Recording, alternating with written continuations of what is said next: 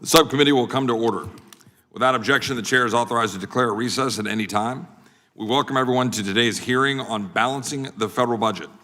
I will now recognize myself for an opening statement. Today, our national debt is at $38 trillion and counting. In the time it took me to read that first sentence, the debt increased by over $200,000.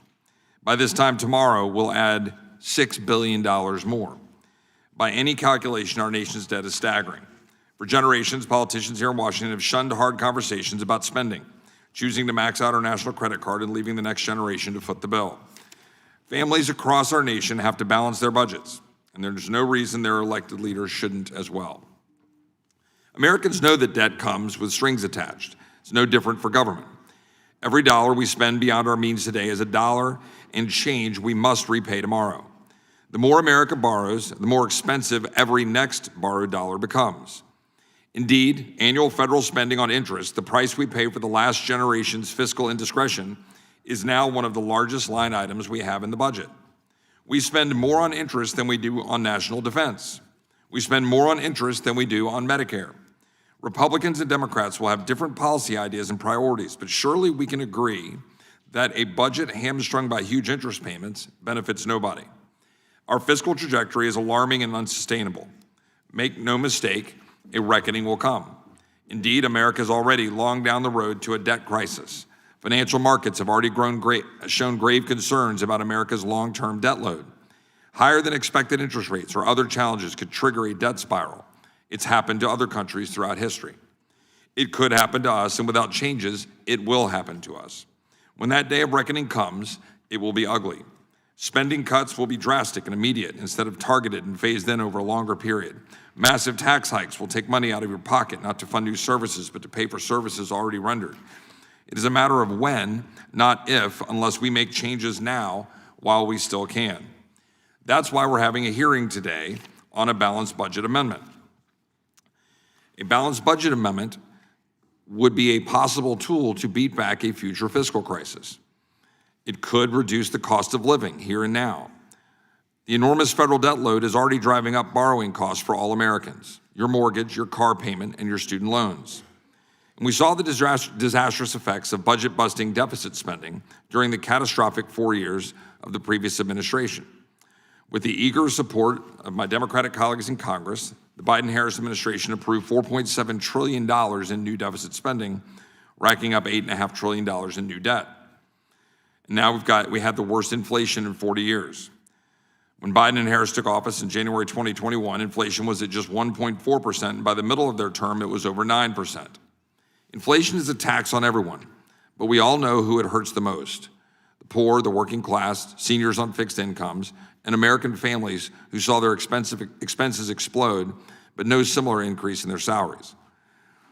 A balanced budget amendment is a long-debated tool that, if properly structured, could limit Washington's inflationary overspending and ensure that future federal outlays are funded with actual revenue, not debt and money printing. Indeed, a balanced budget amendment could build on the work we started with the One Big Beautiful Bill. We fought hard to ensure that we kept our promises of fiscal discipline. A balanced budget amendment could force Congress to kick the habit of spending money we don't have once and for all.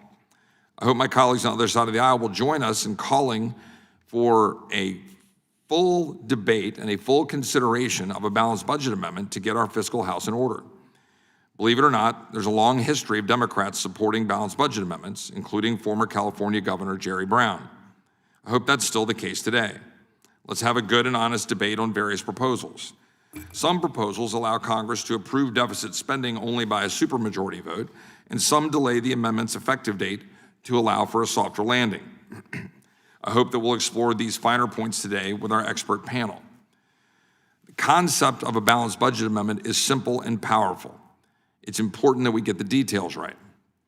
Many states have requirements that they must balance their budgets. The federal government should be similarly situated. But I will note, and I know some of my colleagues on both sides of the aisle will raise appropriately the questions that if you have a balanced budget amendment with exceptions, will Congress not drive a truck through those exceptions, just as they currently do every time we vote on a debt ceiling increase? I say that to say that I'm not here to say that a balanced budget amendment is a panacea for irresponsible members of Congress on both sides of the aisle that continue to blow our budget to smithereens. We have to have responsibility in Congress, and a balanced budget amendment will not make up for irresponsible members of Congress who will exploit any loophole to spend money that we don't have and mortgage our children's future. The reason we're here to talk about a balanced budget amendment is because something has to change. If we're going to do something, structure it properly. If we're going to do something to actually put brakes on what Congress does. That's what I hope we will debate today and have a full conversation about.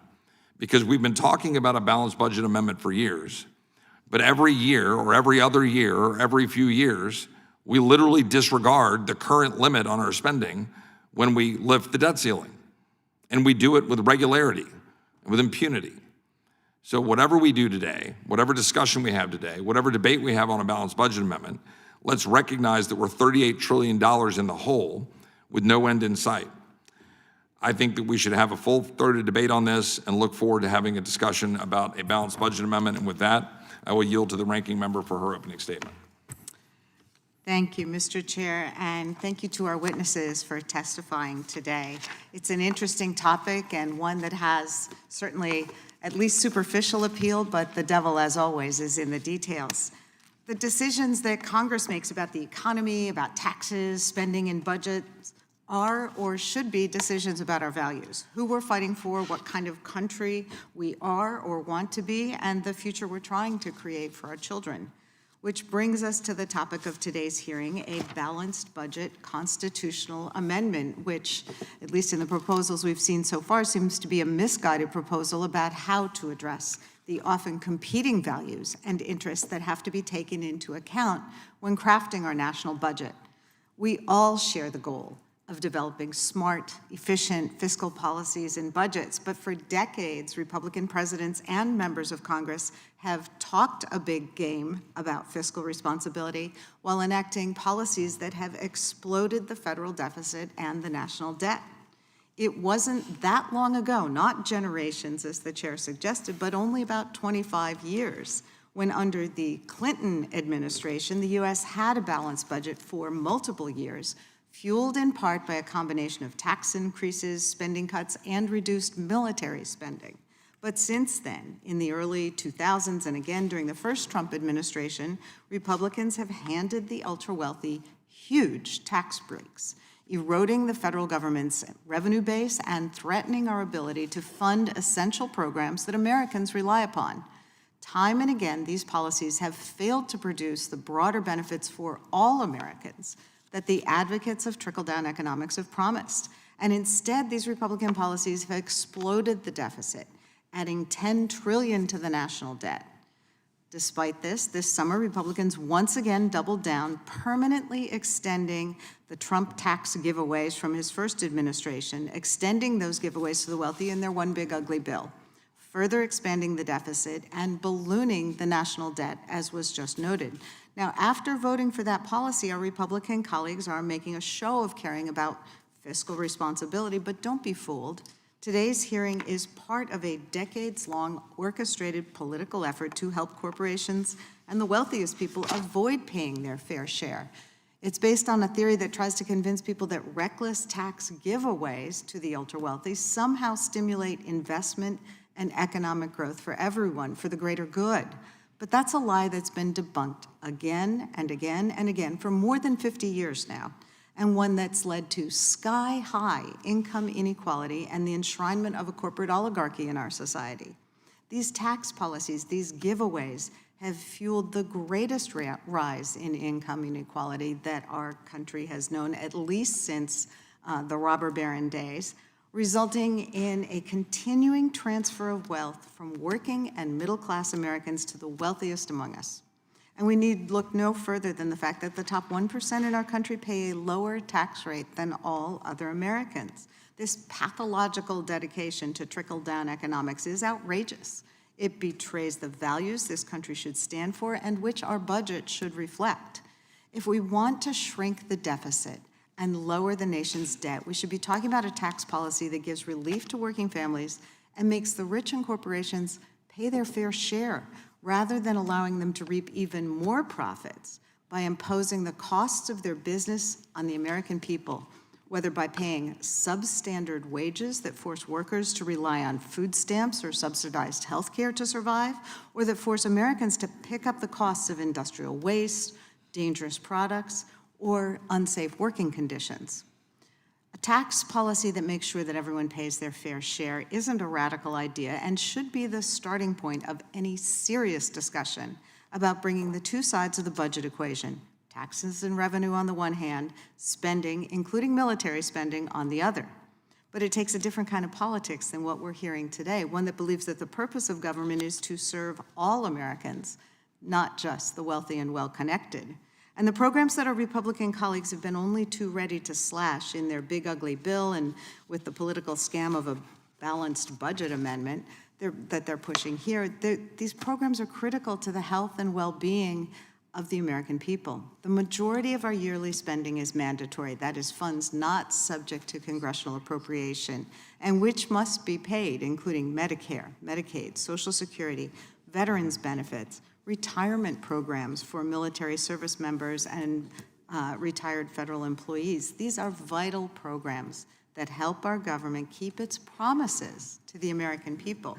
Less than half our budget goes to discretionary spending, which is spending that Congress appropriates every year, and half of that money goes to defense spending. We can make sure our national debt's on a sustainable path by investing wisely in the American people and taxing fairly. We can work to build an economy that grows from the middle out, not the top down. We can provide affordable health care and child care, affordable housing, and make sure that every child gets a world-class public education, but that's not the focus of today's hearing. Instead, the solution to the deficit problem they helped create is to propose constitutional amendments that force Congress to balance the budget on the backs of working and middle-class families, forcing cuts to essential benefits like Medicare and Social Security. House Republicans have introduced at least 6 different proposed balanced budget amendments. Though they don't all share the same features, they have the same common goal: to continue to put their thumb on the scale to favor big business and billionaires over working and middle-class people, seniors, and our most vulnerable Americans. A balanced budget amendment would shackle Congress and limit our flexibility to respond to changing economic conditions or crises with appropriate fiscal and budgetary policies. As the chair mentioned, many of these proposals would require a supermajority in Congress to raise revenue or raise the debt limit, but not to cut spending. The framers of our Constitution rejected the principle of requiring a supermajority for basic government functions because they believed it would shift power away from the American people's popular will to a determined minority. Balanced budget proposals requiring a supermajority would allow an extremist minority to hold our nation's economy and financial stability hostage. And you only need to look at the chaos of the current Republican majority in the House to see what might be in store under such a proposed amendment. We've seen political brinksmanship over the debt ceiling and government funding. We've seen speakers dethroned and federal budgets that slash healthcare and food assistance for Americans while giving more handouts to billionaires and big business. A balanced budget amendment would only make things worse, and this dysfunction would then be baked into our Constitution and democracy. I don't think that's what the American people want or need. The bottom line is we don't need to amend the Constitution to balance the federal budget. Our colleagues need to get their heads out of the sand and be willing to look at the revenue side of the equation. During the 90s, under a Democratic president and a Republican-controlled Congress, the federal government ran budget surpluses without a balanced budget amendment. Our Republican colleagues control the House, the Senate, and the White House. If they wanted to do this, they could. But instead, they've chosen to make their #1 legislative priority this year a $1 trillion handout to their billionaire buddies. Our budget is not just numbers on a spreadsheet. It's the choices we make to invest in our neighbors, our communities, to provide opportunities for young people, to take care of the elderly and the most vulnerable, and to invest in American prosperity. If we really want a prosperous economy where everyone can get ahead, we need to abandon the misguided orthodoxy of trickle-down economics. Instead, we need to focus on policies that support children, family, communities, and our wider economy. We don't need a balanced budget. We just need Congress to do the job the American people sent us to do. Thank you, Mr. Chairman, and I yield back. I thank the ranking member, and I would now recognize the chairman of the full committee, Mr. Jordan, for his opening statement. Thank you, Mr. Chairman. I'll be brief. The ranking member just said, and I quote, "A balanced budget amendment would shackle Congress." I think there are 30-some trillion reasons why that might not be a bad idea, frankly, and that's what this is about. She also said that the answer is to increase revenue, better known as raise taxes. That seems crazy to me as well. So I look forward to hearing from our witnesses. I appreciate the chairman for having this hearing, and I yield back. I thank Chairman Jordan. I would now recognize the ranking member of the full committee, Mr. Raskin, for his opening statement. And thank you, Chairman Roy, and thanks to our witnesses for joining us today. Our Republican colleagues have convened this hearing to discuss a constitutional change to solve a problem that they have created legislatively, which is gigantic runaway federal budget deficits. We don't need a constitutional amendment to legislatively balance the budget. We just need some old-fashioned fiscal discipline. In the 1990s, President Clinton worked with a Republican-controlled Congress to eliminate the deficit, and they ran huge surpluses without the aid of a contrived balanced budget constitutional amendment or even rhetoric about a balanced budget amendment. They just did it. Why can't Republicans who control the House of Representatives, the U.S. Senate, and the White House do the exact same thing today with control of every part of the government? If they want to balance the budget, just do it. They could just take action on their own to make the hard decisions. But instead they say, no, the real problem is we need to go out and get 2/3 of the House and 2/3 of the Senate and 3/4 of the states to do it, instead of just passing it by a majority in the House, in the Senate, in the White House. Obviously, they lack the political will or the fiscal discipline to do it. And they think that maybe they can distract everybody now with this extremely stale and tired rhetoric about passing a constitutional amendment. We can't even get reporters to come and cover this charade anymore. They're practicing spectacular fiscal irresponsibility and budget recklessness, and then try to cover it up with the pathetic papier-mâché of a balanced budget amendment. The problem of ballooning deficits returns whenever Republicans enjoy complete control of the political branches. This is one of the great ironies of our political rhetoric. When they are in control, the budget deficits soar, and it's the Democrats who always bring the deficits down. But they passed giant giveaways for wealthy corporations and billionaires. It was the policies of President George W. Bush and a GOP Congress that squandered the record budget surpluses of the Clinton years in the 1990s on tax cuts for the wealthy, even as the country was waging the staggeringly expensive no-end wars in Iraq and Afghanistan. In 2017, President Trump and a Republican Congress passed his so-called Tax Cuts and Jobs Act, a law that increased the federal deficit by $1.9 trillion. This year, they passed the obscenely ugly profligate law, which will add a jaw-dropping $4 trillion to the national debt because of its giveaways for corporations with political insider influence and billionaires, at the same time that they're stripping health insurance and food assistance from tens of millions of Americans to offset just a small part of the enormous cost of the tax breaks that they cut for wealthy elites. So we don't need to start finger painting on the Constitution to accomplish what our colleagues in the majority simply don't have the political discipline and will to do. If you want a balanced budget, present a balanced budget and pass it. And after voting for the most reckless recent increase in federal spending, it's just, to me, way too little, way too late to have one more hearing on the idea of a balanced budget constitutional amendment. Something, by the way, which I think no other country in the world, or maybe it's a handful, but the vast majority of the countries in the world don't need this. in order to run their fiscal systems. I yield back to you, Mr. Chairman. I thank Ranking Member Raskin. Without objection, all of their opening statements will be included in the record. We will now introduce today's witnesses. The Honorable David M. Walker. Mr. Walker is the chair of the Federal Fiscal Sustainability Foundation, a nonprofit organization that supports statutory and constitutional approaches to fiscal responsibility.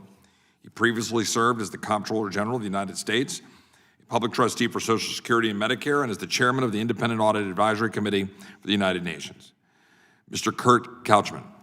Mr. Couchman is a senior fellow in fiscal policy at Americans for Prosperity, a nonprofit organization that advocates for economic opportunity, fiscal responsibility, and limited government. His work focuses on solutions to federal and state budget and government challenges. He previously worked for the Committee for a Responsible Federal Budget, as well as several other nonprofits, and is a House staffer. Ms. Brittany Madney. Ms. Madney is the Executive Vice President of the Economic Policy Innovation Center, a nonprofit organization that advocates for policies that promote freedom and prosperity. Prior to joining EPIC, she served in a variety of roles with members of the House and with the House Budget Committee. Mr. Brendan Duke. Mr. Duke is the Senior Director for Federal Fiscal Policy at the Center on Budget and Policy Priorities, a nonprofit organization that advocates for policies that expand economic opportunity and health security. He previously served as a Senior Policy Advisor on the National Economic Council in the Biden-Harris administration. We thank our witnesses for appearing today, and we'll begin by swearing you in. Would you please rise and raise your right hand? Do you swear or affirm under penalty of perjury that the testimony you are about to give is true and correct to the best of your knowledge, information, and beliefs, so help you God? Let the record reflect that the witnesses have answered in the affirmative. Thank you, and you're already seated. Please know that your written testimony will be entered into the record in its entirety. Accordingly, we ask that you summarize your testimony in 5 minutes. Reminder to have your microphones on before you begin. And with that, Mr. Walker, you may begin. Chairman Roy, Ranking Member Scanlon, members of the Constitution Subcommittee, thank you for the opportunity to testify on this important issue today. Let me start at the outset. The federal government's financial condition is much worse than advertised. Many people focus on the level of federal debt, which now exceeds $38 trillion. However, the debt is just the tip of our financial iceberg.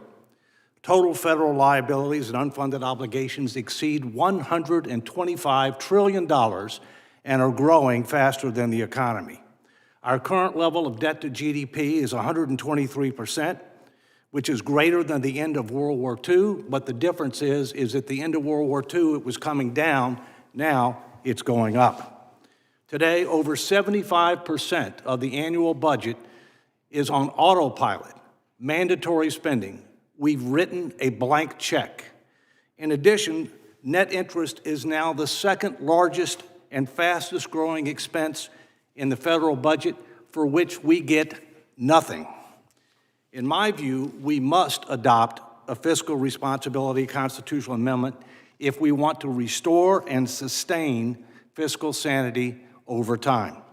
A constitutional amendment is the only way to force Congress and the President to make the tough choices needed on both sides of the ledger in order to reduce overall debt burdens to a reasonable lower level of debt to GDP over the next 10 to 15 years and have mechanisms in place to make sure that we do not spin out of control again. There are several approaches to to deal with that constitutional need. Some advocate for a traditional balanced budget approach like the ones employed by the states. Others advocate for a principles-based balanced budget approach designed to achieve balance over a stated period of time. I and others prefer a debt to GDP-based approach, which is pro-growth and does not dictate to the Congress how to solve the numerator challenge, but it says you got to solve it. The latter two approaches have been used successfully by other countries. Importantly, irrespective of the approach that is employed, it must contain very limited exceptions and effective enforcement mechanisms. As you know, there are two ways to achieve a constitutional amendment under Article 5 of the Constitution. 2/3 of the House and Senate can pass an identical proposed approach, and 3/4 of the states must ratify it. Alternatively, 2/3 of the states can file an application for a convention of states to propose one or more amendments to the Constitution, and Article 5 says the Congress shall call the convention. It is non-discretionary, ministerial duty, and then if the states can come up with an amendment, then 3/4 of the states have to ratify it. The Federal Fiscal Sustainability Foundation, which I chair, discovered over 3 years ago that enough states had filed applications for a convention dedicated solely to proposing a fiscal responsibility amendment as far back as 1979. Enough applications existed for 25 years, and most recently in 2016 and 2017, and yet Congress failed to call the convention. Shockingly, the Congress never assigned responsibility to any party to receive, store, and count the applications until January of 2015, when it was assigned to this committee. To this committee's credit, it began steps to update its records earlier this year. The National Federalism Commission, which is an official interstate governmental body, worked with the committee to bring its records up to date, and they issued a report on Constitution Day of this year, which confirms what our foundation found, that there are enough applications existed. Congress should have called the convention many, many years ago. That was attended by Chairman Jody Arrington, Budget Committee Chair, the Honorable Bruce Lee, who is with us here today, who's head of the National Federalism Commission, and I spoke at that press briefing. Mr. Chairman, with your permission, I would like to enter into the record the National Federalism Commission's report and an illustrative call resolution. Without objection. Thank you. HCR 15, which is sponsored by House Budget Committee Chairman Jody Arrington, is designed to right this wrong and to call the related limited convention. I expect the states will sue if the Congress fails to act within a reasonable period of time. This issue would then have to be addressed by the Supreme Court. If that happens, it would be the biggest federalism case in the history of this great nation. In closing, let me be clear. In my view, we must adopt a constitutional amendment if we want to restore and sustain fiscal sanity at the federal level. If the Congress can achieve the necessary support to pass a credible proposed amendment, then it should do so in a timely manner. If not, Congress needs to call a limited convention to propose a fiscal responsibility amendment and allow the states to exercise their constitutional right under Article 5. Doing nothing is not an option. Thank you, Mr. Chairman. Thank you, Mr. Walker, for your testimony. Mr. Couchman, you may begin. Chairman Roy, Ranking Member Scanlon, members of the committee, thank you for inviting me to discuss balanced budget amendments to the Constitution and related statutory upgrades. I am Senior Fellow in Fiscal Policy at Americans for Prosperity. We are the premier grassroots advocacy organization transforming policy around the country to empower every American to pursue their version of the American dream. Congress should be the federal government's premier policymaking body. The best practices I'll discuss, including a BBA, are neutral, practical tools to help Congress improve budgeting, governance, and the exercise of legislative powers generally. Weak federal budgeting hurts us.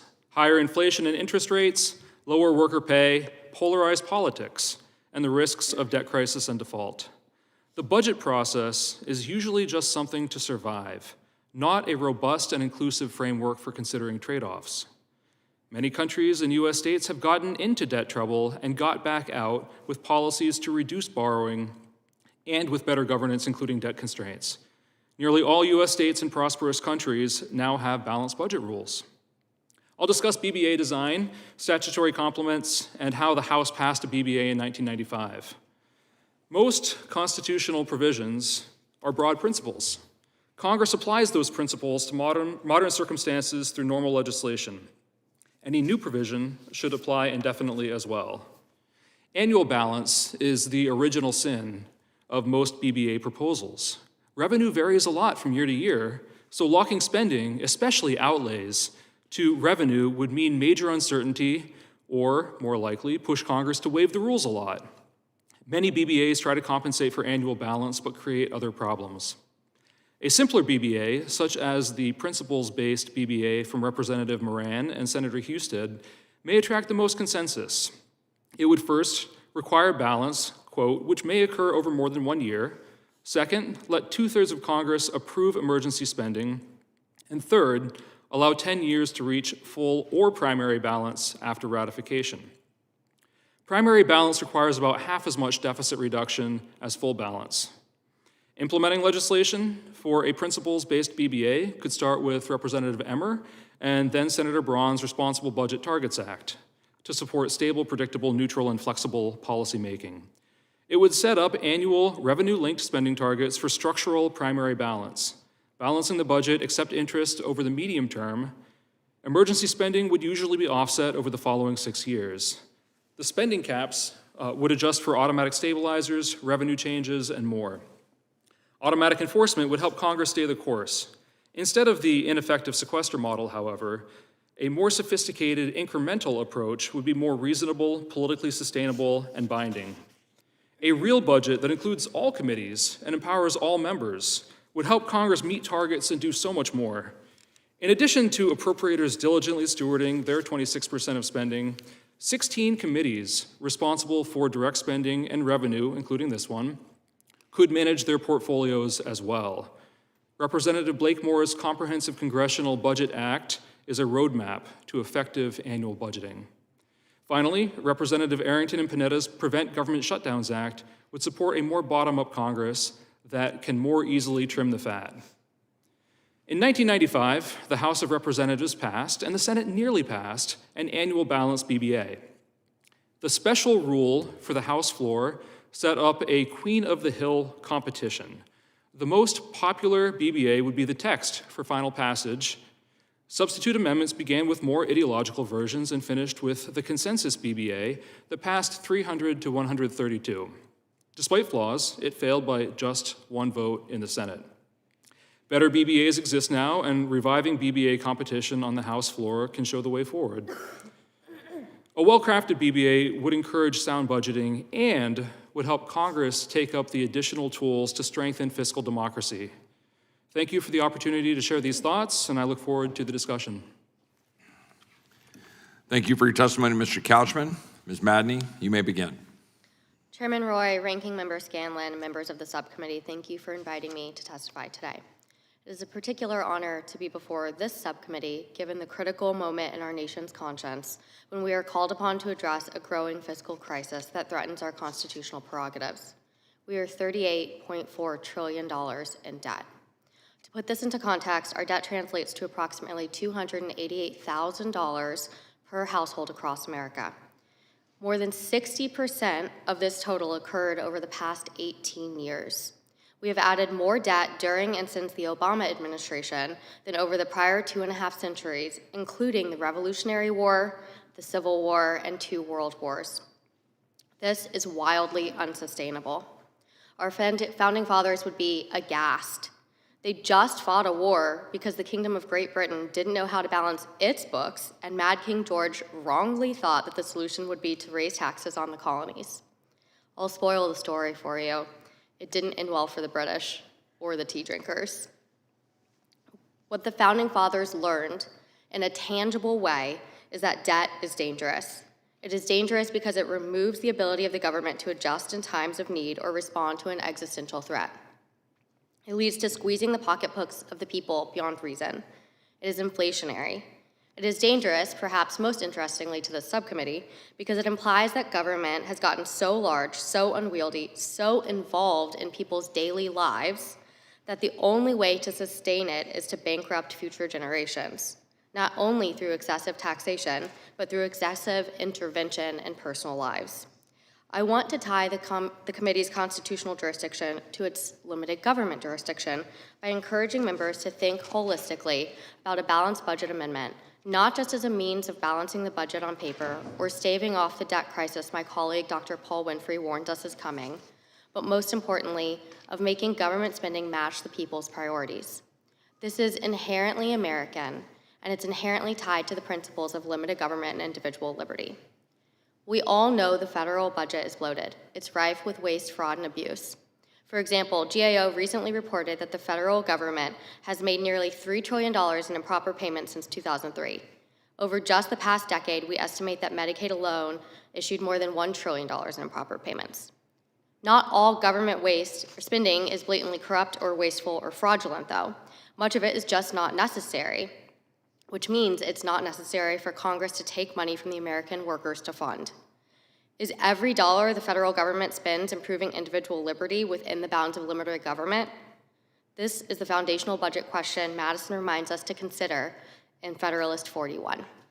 According to the Federal Register, there are 444 federal agencies right now, all funded by the taxpayer. Not only does all of that spending come out of Americans' paychecks, it often works against them with regulations and distortionary government subsidies. Given the purpose of our mission, balance must be designed for the sake of the people, not simply as an accounting mechanism.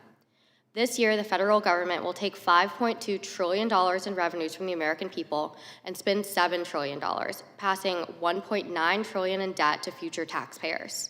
A major part of the problem is that mandatory spending has grown from 33% of outlays in 1964 to 73% in 2024. That means Congress does not actually review 73% of what it spends each year. It's on autopilot and it's unacceptable. The cost of our debt is rising exponentially. Interest payments this year will equal $1.22 trillion, or $9,200 per household. Our $1.22 trillion interest payment is larger than the GDP of most countries. It's about the size of Saudi Arabia's entire economy.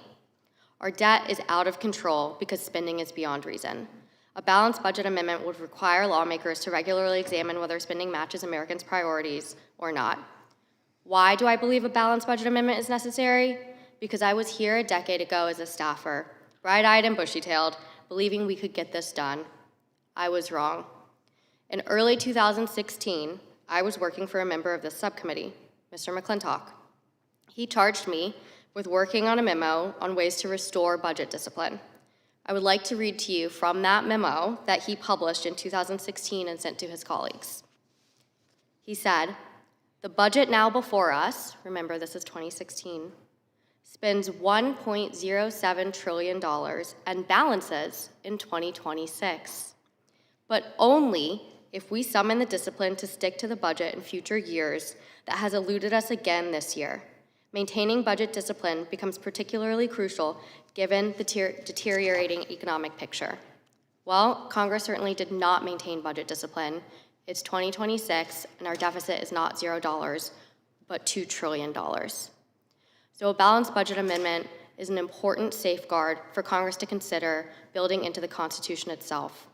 And you should consider three main priorities when doing so. 1, do not abdicate your Article I powers. 2, remember that we have a spending problem, not a revenues problem. And 3, it must have an effective enforcement mechanism. Thank you, and I look forward to your questions. Thank you for your testimony, Ms. Madney. Mr. Duke, you may begin. Thank you, Chair Roy, Ranking Member Scanlon, and members of the subcommittee.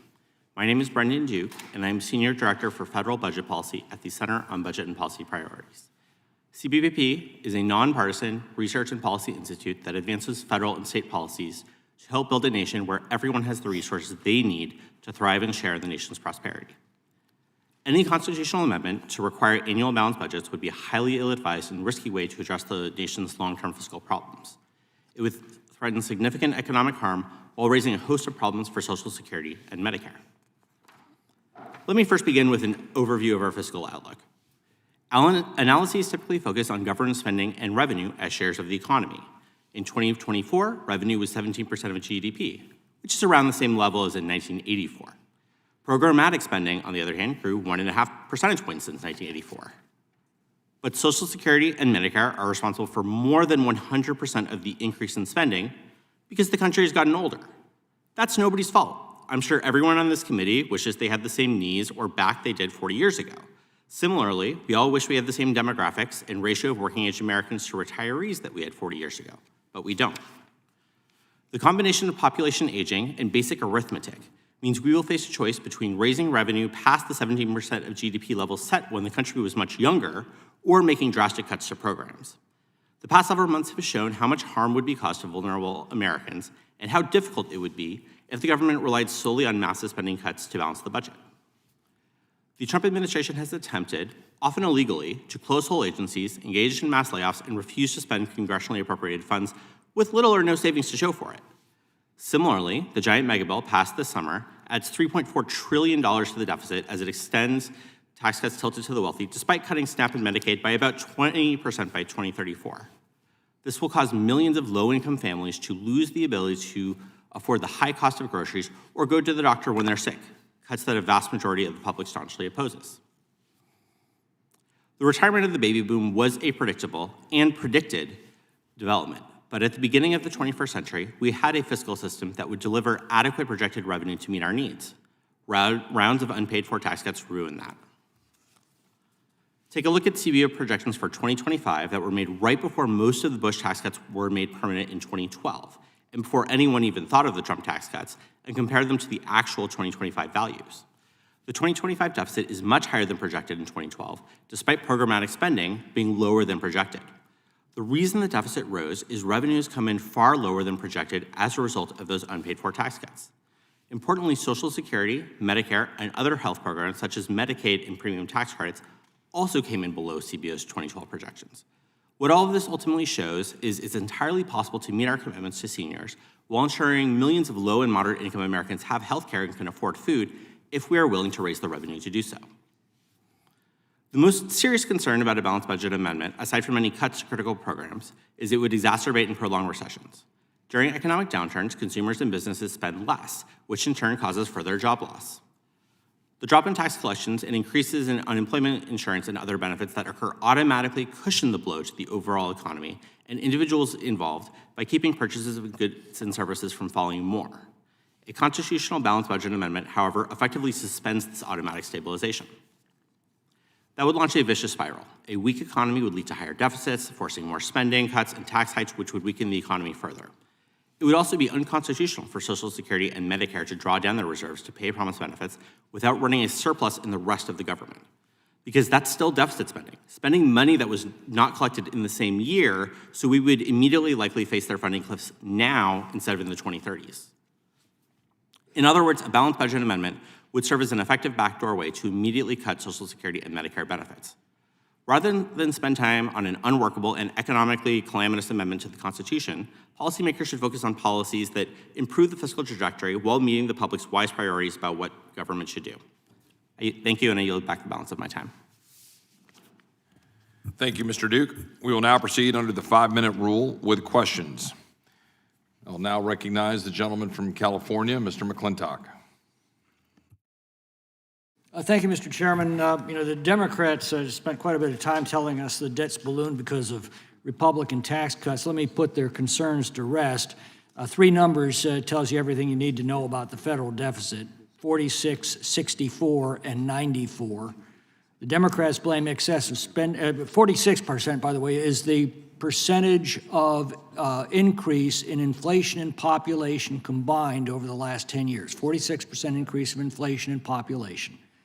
64% is the increase in revenues in the same period. That's after the Trump tax cuts, after the big, beautiful bill. We're taking in 64% more revenue than 10 years ago with only a 46% increase of inflation and population.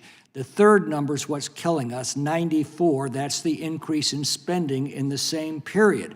The Democrats like to blame Republicans for excessive spending, but the only opposition I have ever heard from the Democrats on spending issues is that we're not spending enough money fast enough. At the end of World War II, our nation staggered under a similar debt relative to GDP that we have today, as Mr. Walker noted. We'd exhausted our resources then fighting the most terrible war in human history. And the question occurs, how do we get out of that? Well, not by tax increases, as the Democrats proposed. Quite the contrary. In fiscal year 1946, Democrat Harry Truman cut the federal budget from $85 billion a year down to $30 billion a year, almost 2/3. He slashed federal income tax rates. He abolished the excess profits tax. He fired 10 million federal employees. It was called war demobilization. The Keynesians at the time predicted a 25% unemployment rate in the second Great Depression. Instead, we had the post-war economic boom. So we already know how to fix the economy. The problem is summoning the discipline to do so. For the last 8 sessions, I've introduced a constitutional amendment on this subject. It's 27 simple words. The United States government may not increase its debt except for a specific purpose by legislation adopted by 3/4 of the membership of both houses of Congress. To me, that is the simplest way of addressing the issue and is essentially what Thomas Jefferson had suggested we needed in the Constitution at the time of its adoption. Such an amendment, taking effect 10 years from ratification, would naturally require both a balanced budget and a prudent reserve to accommodate fluctuations of revenues and routine contingencies. It would trust that 3/4 of Congress will be able to recognize a genuine emergency when it sees one, and that 1/4 of Congress will be strong enough to resist borrowing for light or transient reasons. But whether it is this or some other mechanism, it seems to me that it's absolutely crucial. Now, we have a modern-day example of this, and that's Switzerland. Switzerland adopted a debt break in its constitution almost 25 years ago. 85% of Swiss voters approved it.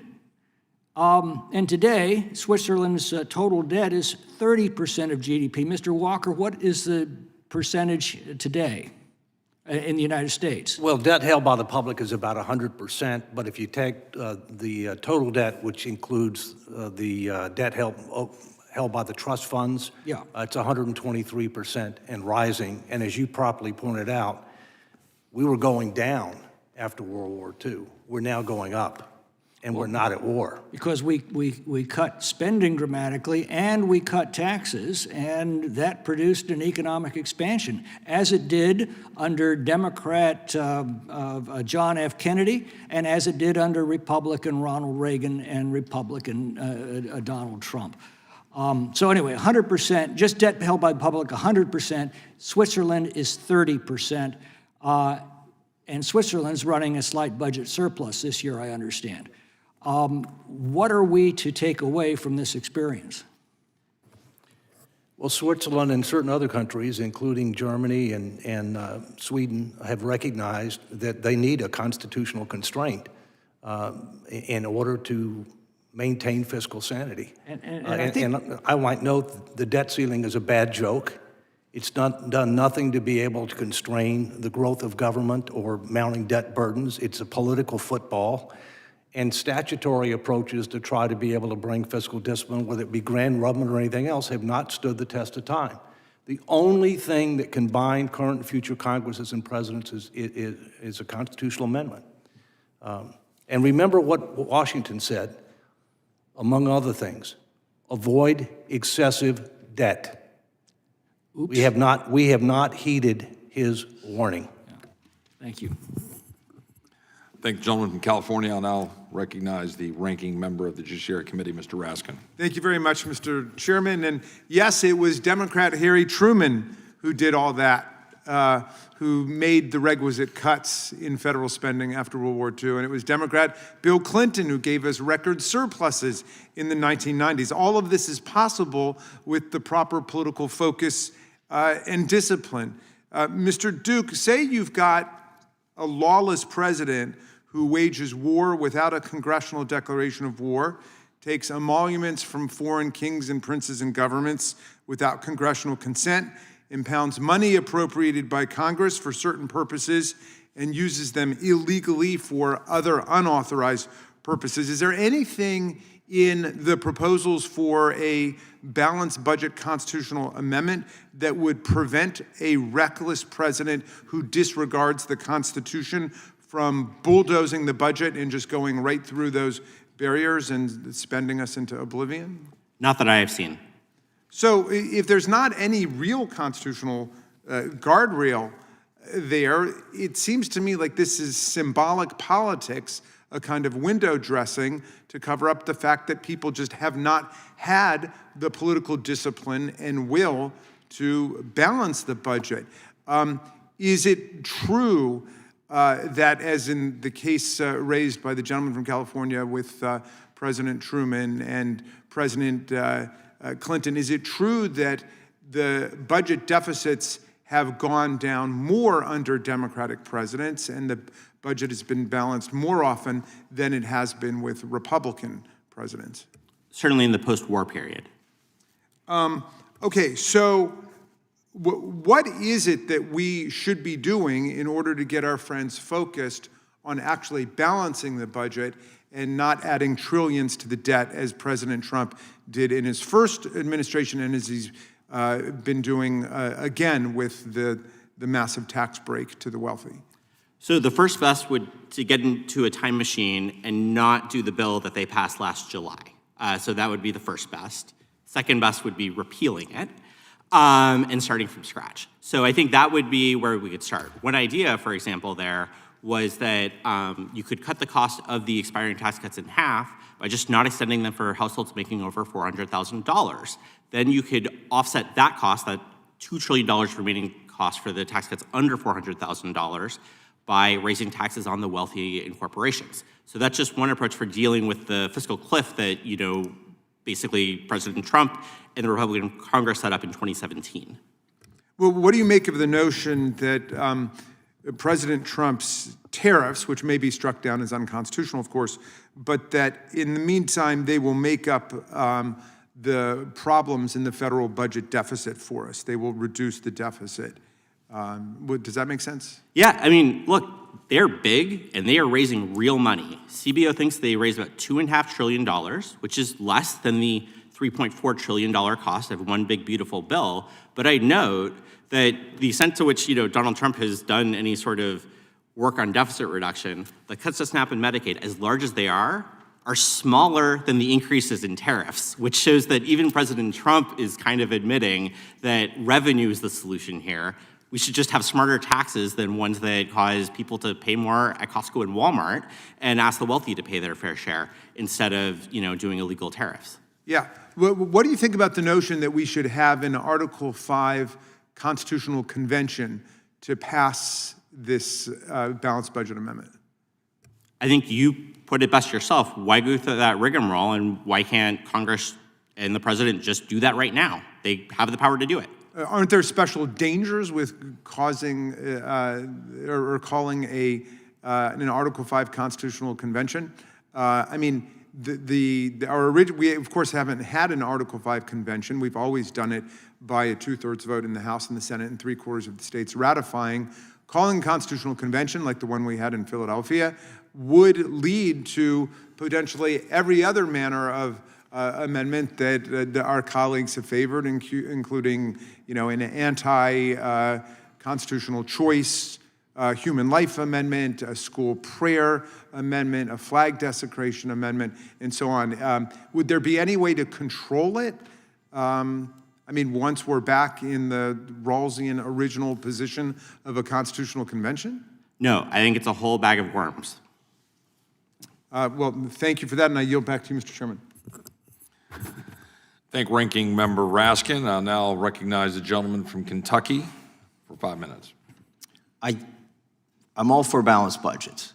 I built this debt badge and I wear it to try and instill at least some sense of urgency among my colleagues. I gave one to every freshman member of Congress, and the only member who wears one is a Democrat because he wants to show how much the debt's going up under the Republicans. And he has a fair point. I think the balanced budget amendment is one of those things that sounds good on the surface, but it's the exceptions that are written into it that get you. In fact, I voted against the balanced budget amendment when it came to the floor several years ago, and I'll tell you why. It said that if both chambers of Congress vote with at least 60% of the members, they can undo the balanced budget amendment. That was the exception. Well, just a few legislative days prior to voting on the balanced budget amendment, we had just passed an omnibus with over 60% of the House voting for it, and obviously over 60% of the Senate voting for it. So when Mr. Biggs, our colleague on the Judiciary Committee, offered a balanced budget amendment, he suggested the threshold should be 2/3. So I went back and looked from 2016 until 2026 at all the CRs that have passed the House and the Senate and all the omnibus bills that have passed the House and the Senate. And it turns out that 11 of the 16 CRs passed with more than 2/3 vote in the House, and 14 of the 16 CRs passed with more than 2/3 vote in the Senate. the results are similar for the omnibus bills. But I believe my colleague here, Mr. McClintock, has suggested a 3/4 threshold. So what does a 3/4 threshold get you? Well, in 2024, the CR passed with 77% of the House, and 77% of the House in the next CR, 72% of the House, 74% of the House, 78% of the House, and finally in 2025, not too long ago here, the American Relief Act, the second CR of 2025, 84% of the House voted for that. That sucker wasn't balanced. What about in the Senate? 85%. There's literally almost no threshold you could put in there that they couldn't override and haven't overridden already. So, Mr. Walker, do you want to address that? Yes, thank you, sir. Number one, you have to define what type of unexpected events can cause there to be a potential exception to the rule, and then you have to have a high enough threshold combined with those unexpected events to be able to limit it. And in addition to that, you have to say it's for year by year. In other words, you don't just get a pass, it's year by year. With regard to the convention, this is not a constitutional convention. The Federalist Papers make it very clear that the founders intended there to be Article 5 limited conventions. There are several safeguards to deal with your question, Mr. Raskin. Number one, a majority of the applications back in 79 and today are fiscal responsibility only. There's state delegate Let me follow up, Mr. Walker, sorry. Yes, sir. On something you said, that you have to specify the exemptions, and one of those is war. I have tongue-in-cheek remarked that at least this would get Congress to declare wars again, because there's an exception if you declare war. This gives me some concern, because I've watched them play budget gimmicks here with something called OCO, Overseas Contingency Operation.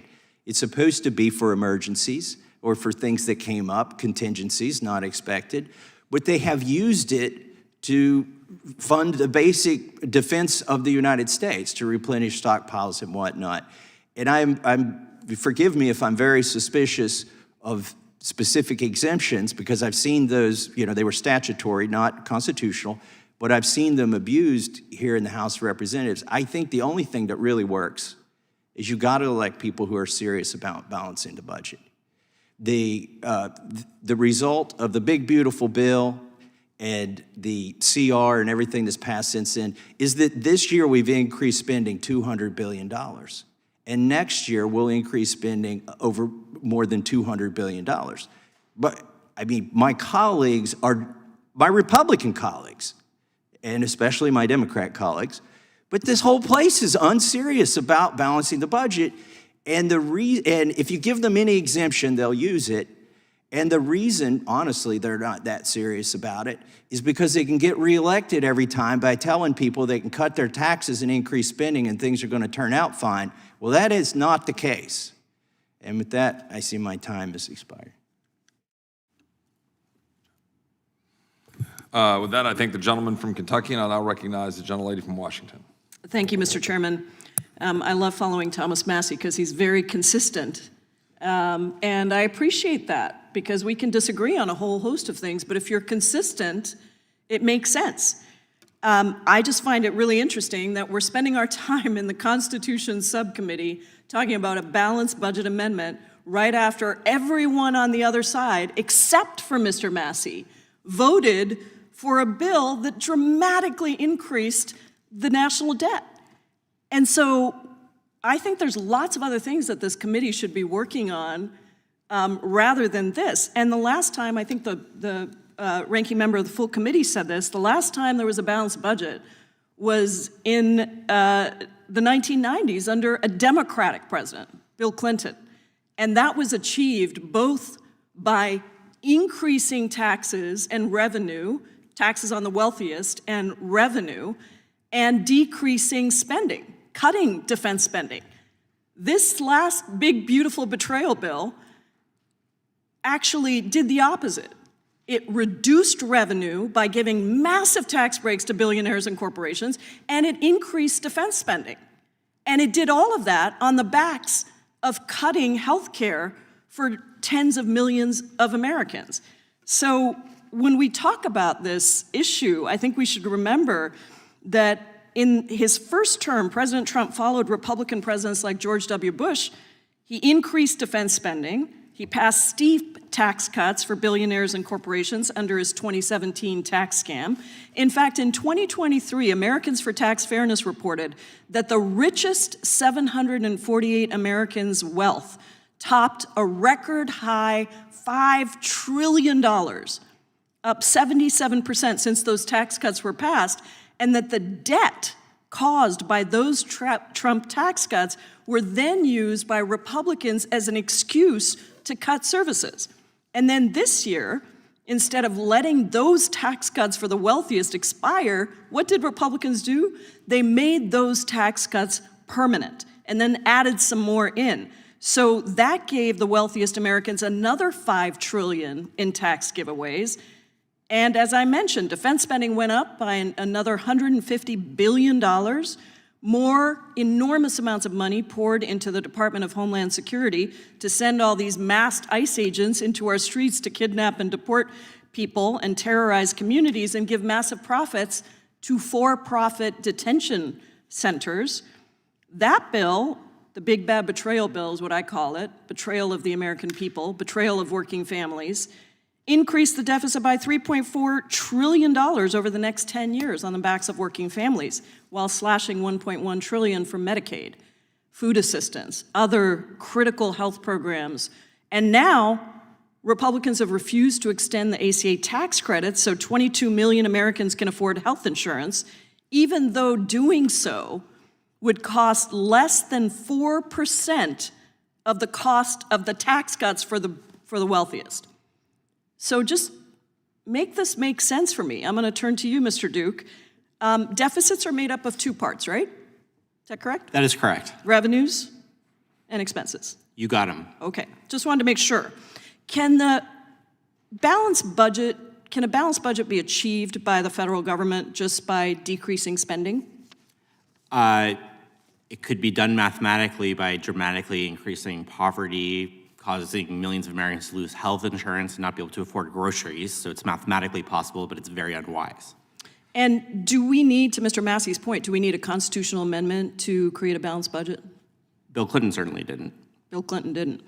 And yet Republicans have done the exact opposite, as I mentioned. They've increased the deficit, handed out tax breaks, and now they want, this is really rich, a supermajority vote to increase revenue or raise the debt limit, but not a supermajority vote to decrease revenue or lower the debt limit. So what effect would this one-way ratchet have on the payment of federal benefits like Social Security? Sure. So anytime a Congress comes that wants to cut spending, they can do it. And any Congress that then tries to reverse it by raising revenue would not be able to do it. So it would be a one-way ratchet where benefits, services, eventually Social Security and Medicare finds themselves on the chopping block because there's just not much room left. People feel like this is a rigged economy because it is a rigged economy. It is rigged for the wealthiest. And people across the country are seeing this now. That's why Donald Trump's poll ratings are as low as they've ever been in this term and almost as low as right after January 6th. Because people can't afford health insurance. They can't afford basic food. They can't afford to live. And meanwhile, a very small group of people at the top are just having it big. And this is just another way to continue that cycle. I oppose it and I yield back. Thank the gentlelady from Washington. I'll now recognize the gentleman from North Carolina. Thank you, Mr. Chairman, and thanks to all of you on the panel for your expertise and for being a part of this hearing, a very, very important issue that I think a lot of us have talked about and shared for a long time. We all know that unsustainable debt has placed this country on a collision course with financial disaster, and that a balanced budget amendment might save us from that fate. And I would really like to hear our witnesses on what factors they think make a strong, balanced budget amendment that does not bear any unintended consequences. As a freshman here, I've had the opportunity to look at 6 different constitutional amendments that have been introduced in this 119th Congress. And I want to start by addressing the issue of when a balanced budget ought to take effect. And Mr. Couchman, what are the pros of a balanced budget amendment taking effect for the budget year immediately after it's ratified? To require balance of the budget immediately would require relatively large changes in spending and revenue policies. It would not give people as much time to adapt and plan, which is why I recommend 10 years, a glide path of 10 years after ratification, which would probably take 2 to 3 years. Okay, because I understand of the 6 that have been introduced, only 1 gives Congress time to pass the balanced budget, and the other 5 require Congress to pass the balanced budget the fiscal year after the amendment's adopted. And some balanced budget amendments have provisions that allow deficit spending during a declared war, national security threats, or natural disasters. And Mr. Couchman, should a balanced budget amendment contain these exceptions, in your opinion? Yes, sir. Every balanced budget requirement or debt limit requirement must have a safety valve. There are emergencies of many types that come up. 2/3 is the standard supermajority for congressional action in the Constitution. 3/4 does apply, but that's only in the context of ratifying proposed amendments. Okay, and Mr. Walker, what about you? Clearly, it cannot be effective immediately. In my view, I prefer a debt-to-GDP approach where you do 2 things. 1, you set a credit card limit, which is constitutional, not the debt ceiling, which is a bad joke. Secondly, you have a target of lower debt-to-GDP than today, because we're already too high, 10 to 15 years out, with specific targets, triggers, to be able to make sure that we get there. But doing it immediately makes no sense. We need to really have a phased-in approach.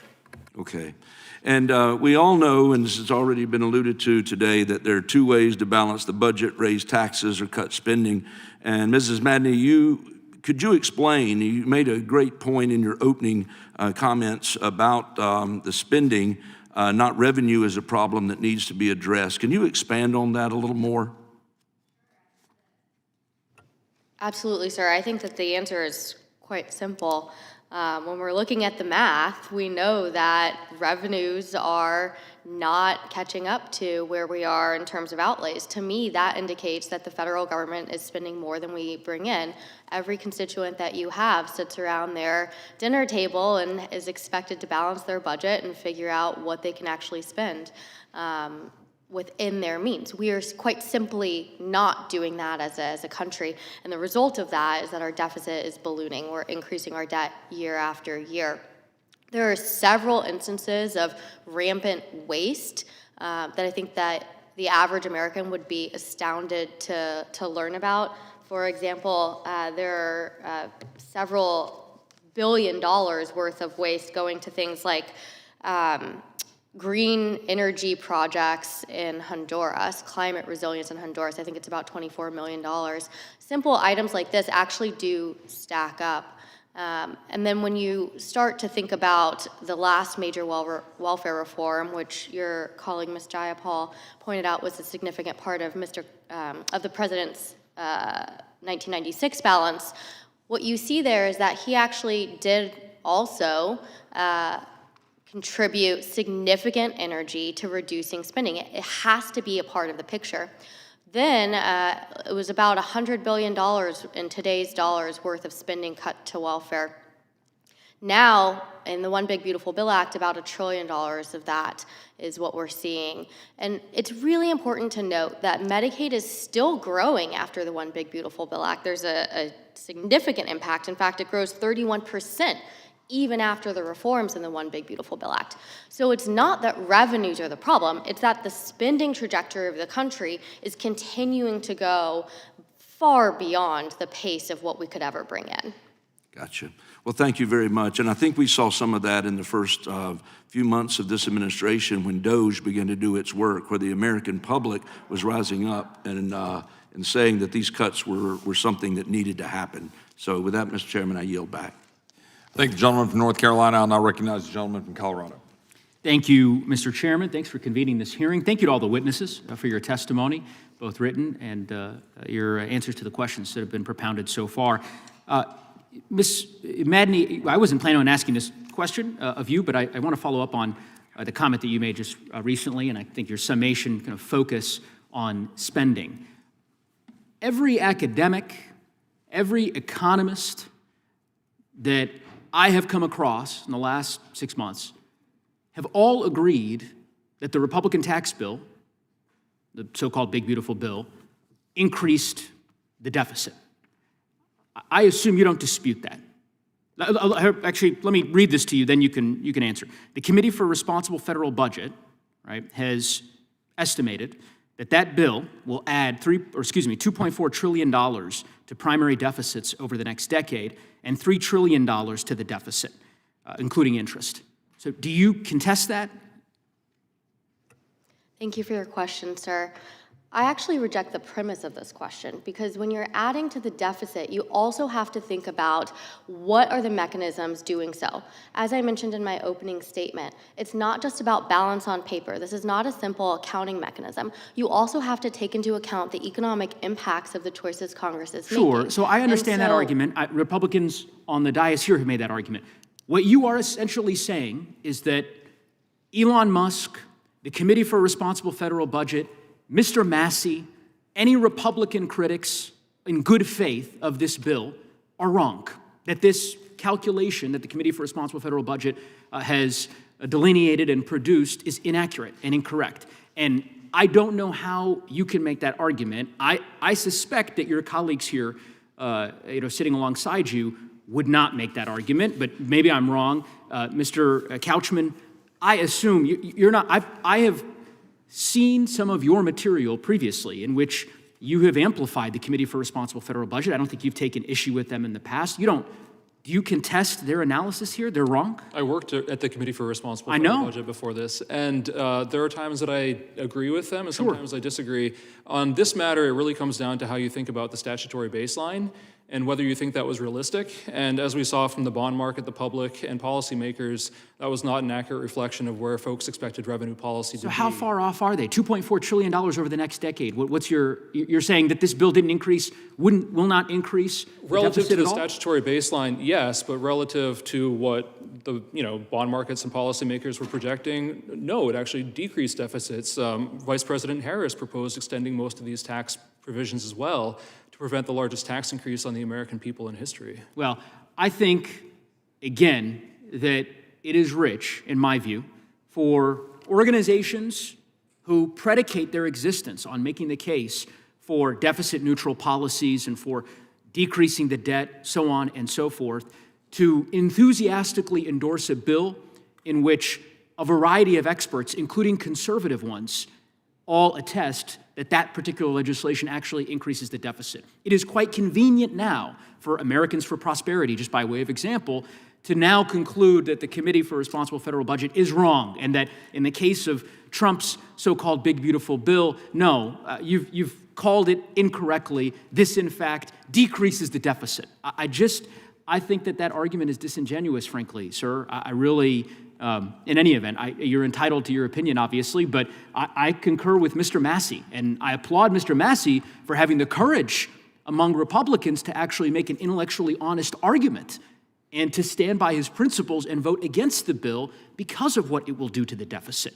So, again, that's my view. Sound budgeting is important to American prosperity. There's no question about it. What was that? Sound budgeting is important to American prosperity. It doesn't feel like it. If it was important to you all, then you would have opposed this bill. You would have said, you know what, we ought to make the case for an extension of these various different tax credits and tax breaks that were embedded in that bill. But supporting the bill wholesale, I think your colleagues at the Committee for Responsible Federal Budget, your former colleagues, I should say, I suspect that they're very disappointed because I think that they put forward a very honest treatise on this bill's impact. And I can see that your colleague here, Mr. Walker would like to jump in, so I used to feel be on free. the board of the Committee for a Responsible Federal Budget. Sure. It all depends upon what assumptions you use, but there are more people that believe that it added to the deficit than not, okay? Correct. And let me just note that things I have appreciate you conceding reality, sir. Oh, that's right. I mean, that's all I was asking of the other two witnesses. One last thing. Things have been out of control since 2002. Sure. And both parties have controlled the Congress since 2002, and both parties have had presidents since 2002. I hear you. This is a bipartisan problem. But here's the difference, Mr. Walker, and I appreciate that candor, and I appreciate the chairman's indulgence for just a few seconds, because I completely appreciate that point. And you, sir, have spent a great deal of time in your career making the case that both parties have to ultimately help bring their fiscal house into order. The issue I take umbrage with are witnesses who advocate solely on the basis that Democrats are responsible. And they do that simultaneous to supporting a bill that increases the deficit by $2.4 trillion over the next decade, so that my daughter and future generations to come are saddled with debt for the next 25 years. In any event, I digress. Thank you, Mr. Chairman. I thank the gentleman from Colorado. I'll now recognize the gentleman from Missouri, Mr. Onder. Thank you, Mr. Chairman, and thank you to all the witnesses for being here today. Republicans have warned for years about the dangers of unchecked federal spending, but because of the Biden administration's unprecedented spending spree and the Democrats' refusal to return spending to pre-COVID levels, even after adjusting for inflation, we're now at a defining crossroad. This first chart shows a simple overview of our federal debt to GDP ratio. Within just a few years, debt held by the public will suppress every previous record in our nation's history, even the levels reached during World War II. Here we are. We're up here at World War II levels of debt to GDP ratio. The second chart breaks down the annual federal spending by category. One change that I believe should alarm every American is down here in the orange at about 6, 7 o'clock, is the slice of our federal budget that is devoted to paying interest on our debt. We're now at 13%. So at $881 billion, which I think is even larger than that today, that exceeds the defense budget, it exceeds Medicare and the ACA, and Medicaid and the ACA, and it exceeds Medicare. This is truly a warning sign. 2 years ago, 2 years ago, we passed up the defense budget and our interest spending. And it's just a few questions. Ms. Madmi, you mentioned Medicaid spending increasing even after the one big beautiful bill and the reforms there, such as requiring work, keeping illegal aliens off of welfare, checking eligibility. I believe we really should keep that in mind as we think about extending enhanced COVID ACA credits 2.5 years after the official end of COVID. Could you explain how our growing deficit and debt is affecting? I believe Mr. Walker pointed out that Moody's downgraded America's credit rating this year. Can you explain how the growing debt and deficit crisis affect our credit rating? Sure, absolutely. I'll take the first question first, and we'll go from there. Keep me on track if I missed something from you. Yes, to go back to your question on Medicaid spending after OBBB, following the One Big Beautiful Bill Act, I would just say that to describe Medicaid reforms included in that bill as cuts, that's just Washington math, plain and simple. Only in D.C. does continued increasing spending constitute a cut. Absolutely. In fiscal year 2024, we were spending $618 billion on Medicaid, a 31% increase over the budget window. After the One Big Beautiful Bill Act would get us to $807 billion. So that's actually nearly double what our Medicaid spend was from the pre-COVID level of $409 billion. So that's incredible. Question. So it's just factually wrong Correct. that we cut Medicaid in the One Big Beautiful Bill. That's correct. No matter what the Democrats tell us, no matter what the hospital lobbyists tell us, yeah. Okay. If you believe that math is math, Yes. then you are right. Right. I think that it's also important that we talk a little bit about the other part of the One Big Beautiful Bill Act, because I was criticized by your colleague and I didn't have a chance to respond here. When I say that I reject the premise that the tax cuts included in the One Big Beautiful Bill Act don't increase the deficit, what I was trying to tell the congressman is that those are not new tax cuts. Right. These are things that the American people Right. are already experiencing. So what the One Big Beautiful Bill Act was prevent a tax hike on the American people. Exactly. And, and I think sometimes, to some extent, we Republicans that are messaging largest tax cut in American history, that's not exactly true. What we did is prevented a multi-trillion-dollar tax increase, which is what my Democrat colleagues seem to advocate. That's correct, sir. Okay. And then you asked me as well, I recognize you only have a few seconds left. Go ahead. You asked me as well about how our interest payments are negatively impacting our standing in terms of our credit. Well, that couldn't be more clear. You pointed out that our interest payments are outpacing our payments for defense, they're outpacing our economy, they're outpacing everything that's sustainable. We're making a $1.22 trillion interest payment in the next fiscal year, and that alone, as I mentioned at the beginning of this Congress, is larger than the GDPs of every country in the world except for 16, excepting the United States, of course. That's going to naturally have an impact when credit rating agencies are considering whether or not we can actually meet our obligations. And no wonder young people can't afford to buy homes, because they're competing with the federal government for borrowing. Precisely. Thank you very much for your testimony. I yield back. Thank the gentleman from Missouri, and I'll recognize the gentlelady from Vermont. Thank you, Mr. Chair. You know, we're talking today about a constitutional requirement that spending has to equal revenue. But what Republicans are not saying, but which we all know, is that this means you're going to have to cut Social Security, Medicare, food assistance, and other programs that regular people rely on. And as a member of the Budget Committee, I have spent 3 years on conversations like this. And all the while, watching Republicans continue to balloon the national debt to finance tax cuts for people who don't actually need them. Can we all finally admit, once and for all, that tax cuts do not trickle down, and all you have to do is ask regular people who can't afford their groceries right now? Mr. Duke, thanks so much for being here. I want to talk about what Republicans mean when they talk about a balanced budget amendment. From my perspective, they mean that you're going to have to make steep cuts to benefits while rewarding the wealthy with additional tax cuts. And a balanced budget amendment always sounds so simple, but the federal budget is not actually like a household budget. It's not. It doesn't matter how many times we say it, it's not. Mr. Duke, is it possible that this proposed constitutional requirement would endanger Social Security? Absolutely it would. Tell me a little bit more. Sure. How would it do that? So, we have the baby boomers. They worked a bunch of years. And that created surpluses into the Social Security and Medicare trust funds, right? And now we are drawing them down as they're retired. And those trust funds are scheduled to exhaust in the 2030s. But a balanced budget amendment would apply to the whole government. And those accumulated surpluses, from 10, 15 years ago wouldn't count anymore, right?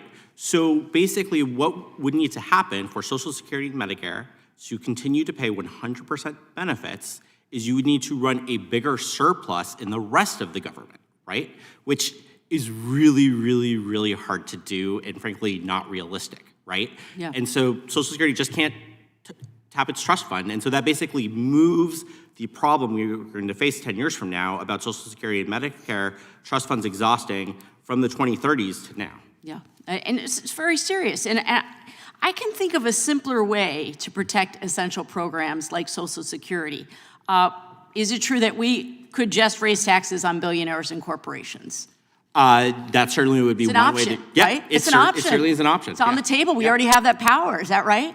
According to Article 1, yes. Yes, exactly, according to Article 1. I'm going to get to that in just a minute. What worries me so seriously about this conversation is that this whole concept of a balanced budget amendment requires us to actually support the Constitution that we have. You can't have this amendment if you don't have respect for the separation of powers, if you don't have respect for the powers of the purse, if you don't have respect for the Constitution as a whole. And under this Republican government, none of these things currently exist. My Republican colleagues have completely given up Congress's Article I powers, letting the president do whatever he wants. They have stepped back and let the executive branch run wild. We have invoked the founders a lot today, and I can tell you they would be disgusted by the majority's willingness to cede their power to this president. President Trump and congressional Republicans have completely abandoned constitutional governance by 3 co-equal branches. They have allowed the president to illegally refuse to spend money as directed by Congress. They have conducted absolutely zero oversight of misconduct and open corruption across the agencies and the White House. We just spent a month out of session because the Speaker would not stand up to our president and protect our Article I powers. Why do I care so much about the Article I powers? It's not because of our power, it's because we represent the people. We represent the people who want us to pass those policies that actually benefit them. And we don't have that right now. So this whole conversation about going through this rigmarole of an idea that has a snowball's chance in hell of ever coming to fruition, when we could actually spend our time here protecting our Article I powers. I appreciate you being here. I appreciate all the witnesses. I yield back. Thank the gentlelady from Vermont. I'll now recognize the gentleman from Wisconsin. First of all, I'd like to thank you very much for holding this hearing. We're kind of in the middle of appropriation bills here, and it's shocking the degree to which my colleagues think that we're running huge surpluses rather than we have to deal with deficits. So it'd be nice if we get a balanced budget out of this, but at a minimum, we can educate our colleagues as to what a dire situation we are in. Ms. Modney, we'll ask you a few questions as to where this ship is headed. Do you know approximately right now, maybe it's unfair to ask you without checking there, the percentage of our budget that's borrowed? I'm sorry, sir, what? The percentage of our budget that's borrowed? That's powered? Borrowed. Borrowed. I apologize, I couldn't quite hear you. Far too much. I think if you just look at our interest payments, that's really what you need to start thinking about in terms of what we're borrowing. Our deficit spend is $1.9 trillion. Yeah. About a quarter of revenue is borrowed. Right, 26%, which is kind of shocking. Do you know how much we're spending on percentage of all of our budget? How much is already not on new neat stuff, but just paying interest on the debt we have? The percentage for interest only, you're saying? Yeah, percentage of. Yes, sir. So the percentage that we're paying on interest is 13%. Okay, so about a seventh of our budget already is going not to Social Security or tanks or wasting money on a Truman Scholarship Program. I was just in a different hearing. What a waste of money. But already 14% is interest. Could you guys, any one of you, jump forward and tell me, obviously if you were an individual, you couldn't keep borrowing 26% of every dollar you spend. And obviously if a seventh of what you're spending is already interest, you would just, I mean, they'd send you to debt counseling or something or other. How long can we go at this rate, and what's going to happen when we can't go any longer? We'll start entering a fiscal spiral in the 2030s if we continue down this path. You mentioned earlier appropriations and the fact that we're underway in that full year discussion right now.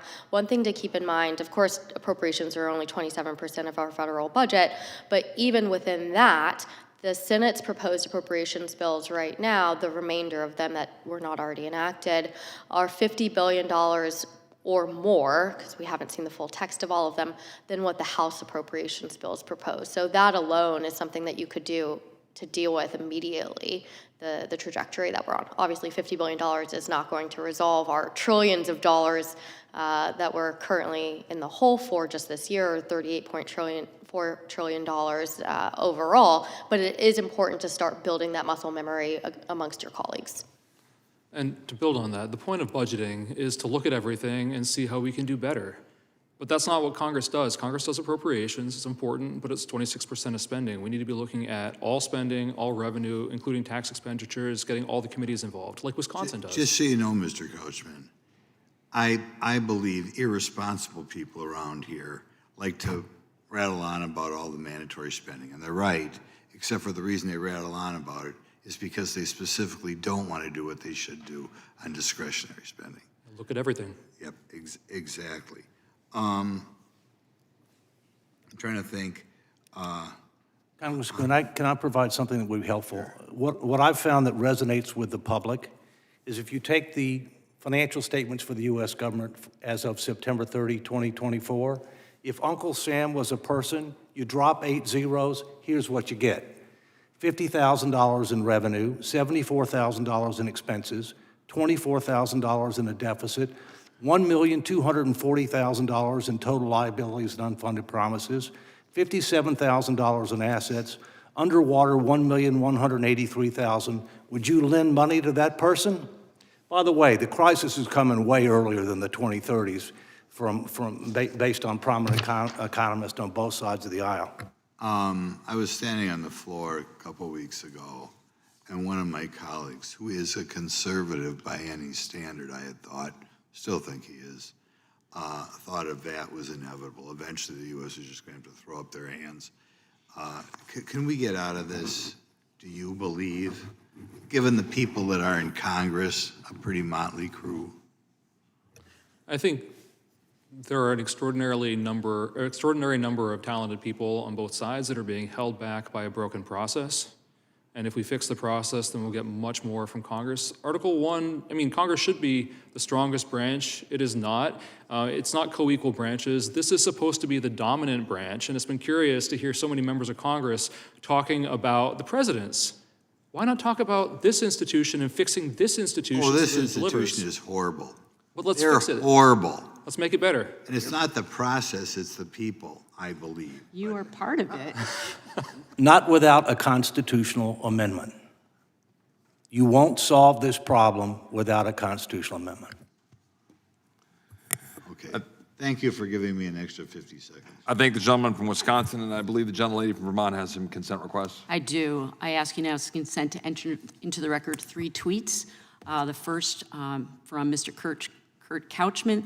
The claim that Trump's tariffs didn't cause inflation makes no sense. Also from Kurt Couchman, President Trump's steel and aluminum tariffs are terrible for the metal-using industry jobs in my rural Pennsylvania hometown. And a retweet, it'd be great if the Supreme Court saves Trump and the GOP from themselves and kills the president's ability to drive up costs on consumers by ending his unconstitutional tariffs. Thank you. I ask unanimous consent to enter them into the record. Without objection, those be entered in the record, and I'll now recognize the gentlelady from Pennsylvania, the ranking member, Ms. Scanlon. Thank you, Mr. Chair. So clearly we have structural issues here with our debt, with our budgets. I wanted to focus on the revenue side because that's a side that doesn't seem to get enough attention. And I would start with something that you talked about, Mr. Duke. In this big bill that passed last summer, our colleagues across the aisle have justified it as being necessary to avoid a tax cut on the American people. When we know that most of it was going to wealthier folks. You mentioned that if there'd been a cap on who got those, or a floor on who got those tax cuts, it could have had a very different impact. Can you talk about that? Absolutely. So, the full cost of the tax cuts that passed were about $4.5 trillion, but extending the expiring tax cuts was $4 trillion. So that's the pie we're working with here. The cost of extending them for households making under $400,000, on the other hand, was less than half that amount, according to analysis by the Treasury Department, right? And look, offsetting $4 trillion of cost would be really, really hard to do. $1.9 trillion, there's ways you can do that on the revenue side too. So I think, that makes the job a lot easier, is just making sure that the 2% of households making over $400,000 don't get a tax cut would have made the job a whole heck of a lot easier. Certainly not chump change. Another thing that we've seen under this administration, and it was mentioned by one of our colleagues, is the purported savings by DOGE. But one of those big DOGE-isms has been to radically cut the IRS. The IRS, which has a return on investment of $5 to $12, I think, for every dollar spent there, and the laying off of people who were supposed to go after the big dollar tax cheats. Can you talk about how that would have an impact on our revenue? Yeah, I think you spelled it out right, that, we could have the perfect tax system that, basically took care of our fiscal trajectory, in the Internal Revenue Code. But if there aren't the people to enforce it, it doesn't matter because nobody's going to pay their taxes, right? So the key thing is having the IRS, and that was a key investment made under the Biden administration to increase IRS staffing, especially with a focus on households making over $400,000 and large corporations. But they've been systematically laying off those units that go after those groups. And so that just obviously mechanically will make it easier for those groups to just not pay the taxes they owe. That increases the deficit. Shockingly, they canceled the folks who were going to go after the big spenders.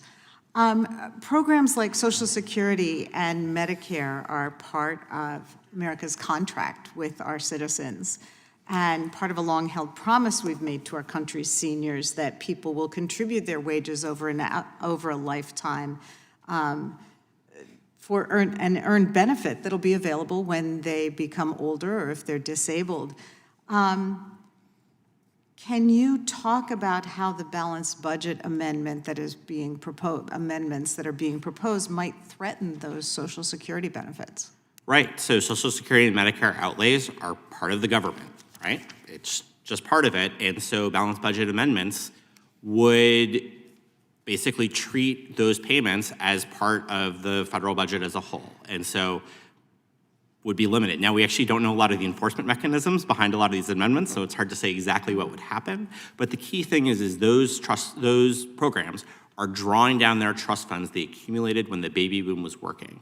And unless we are running a large enough surplus in the rest of the government, they would not be able to tap those reserves to pay out the benefits owed to people, right? So, I mean, I guess you could just do massive cuts to other parts of the government to keep those parts flowing. I think that's very unlikely. And so they would be just as much at risk as the rest of the government. And of course, the fact that the tax cuts we've seen over the last couple of decades have radically increased income inequality, that also has undermined our Social Security system because there are caps on who has to contribute. So once again, folks on the lower end of the economic scale are paying proportionally more than folks on the upper end. I did want to request unanimous consent to enter into the record an article entitled "How DOGE's Cuts to the IRS Threaten to Cost More Than DOGE Will Ever Save." Without objection. Okay, thank you, and I would yield back. Thank the ranking member. I will now recognize the gentleman from Texas for 5 minutes. Thank you, Chairman Roy. Thanks for holding this hearing, and especially for your fights over the past several years to promote fiscal prudence in Washington and very boldly standing up for the American taxpayers. We really appreciate that. It's not surprising to me that our colleagues across the aisle are not in favor of a balanced budget amendment. It would obviously stop them from spending money on their top priorities, but which we've learned this year, things like transgender surgeries for foreigners, DEI scholarships in foreign countries, left-wing media outlets like NPR and PBS, would stop them from funding the NGO industrial complex that's facilitated mass migration into our country, and all of the various other wasteful government programs that we've been fighting to slash over the past year since I've been in Congress, at least. Those are precisely the types of programs that I would like to see cut, and why, amongst other reasons, I think that a balanced budget would in fact be prudent. every dollar that we spend right now above what we take in revenue is money that our children and grandchildren are going to have to pay back.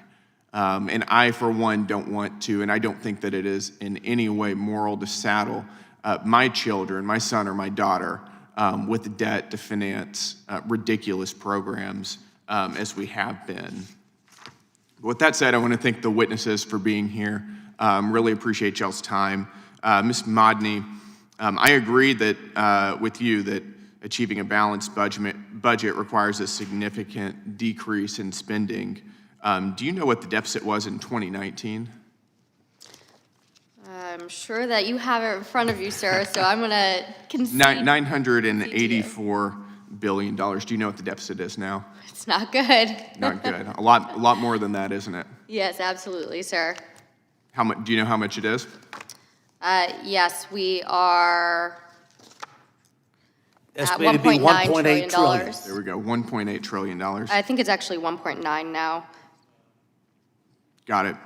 And during that time, we've also seen spending balloon and revenue not be able to keep up, of course. That's resulted in nearly a doubling of the deficit in 6 years.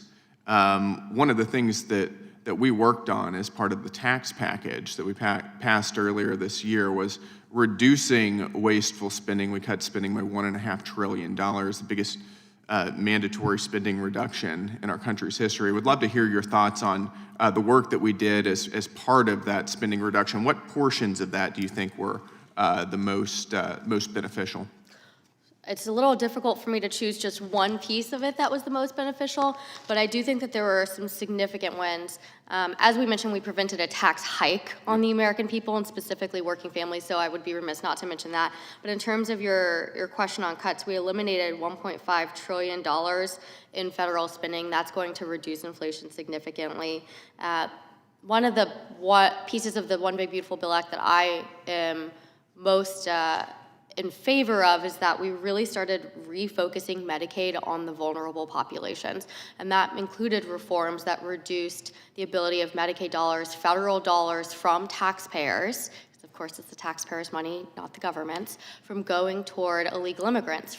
We also ensured that those who can work must work in order to access Medicaid dollars. That's really important, not just in terms of our fiscal health as a nation, but because these programs were designed as safety net programs for the most vulnerable, and this helps refocus them. Yep. And there's been some talk, and we've discussed possibly doing a second reconciliation bill. What are a few policy ideas that you think we should particularly focus on if we do go in that direction? I'll stick with the Medicaid theme for a little while, sir. One thing that we could do is lower or eliminate the federal match assistance percentage floor. Right now, there's a statutory floor of 50%. We could reduce that so that states who, under the formula, would receive less from the federal government that could save us $400 billion. We could also repeal the Medicaid FMAP increase to the states that initially declined expansion. That would save us over $13 billion. Another option would be reducing the enhanced FMAP match for expansion populations that was from the Affordable Care Act. This, of course, is what gives the able-bodied working age adults $9 for every $1 for the traditional population. If we did that, it would save $700 billion. Thank you, Ms. Modney. I thank the gentleman from Texas, and I'll now recognize the gentlelady from Wyoming for 5 minutes. Well, thank you. And first of all, I would like to correct one of the statements made by our colleague on the other side about who actually pays the income taxes in this country.